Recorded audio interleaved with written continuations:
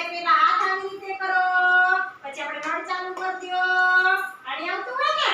ચાલો તો હવે હાથ સાબુ લ્યો, પછી આમાં સાબુ હાથ ચોપડો, પછી હવે આવી રીતે દો. પહેલા હાથે ઘસવાની હથેળી, સરસથી ઘસો, પછી આ હથેળી ઘસો, પછી આમ ઘસો.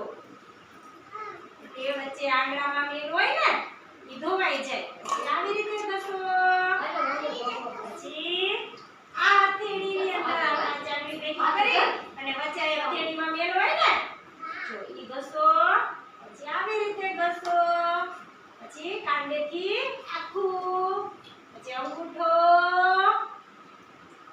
પછી હાથનો અંગૂઠો, પછી આખા હાથ ઘસી નાખો, પછી પાણી ચાલુ હોય ને ચાલો ધોઈ નાખો, ને પછી સૂકવી દેવાના. લૂછવાના નહીં, હાથને લૂછાય નહીં. આમ પાણી કરો ને એટલે નીકળી જાય, પછી હાથ સુકાઈ જાય, પછી જમવાનું. શું? તો ઘરે પણ મમ્મી પપ્પાને અને બધાને આવી રીતે હાથ ધોવાનું કહેવાનું. કેવી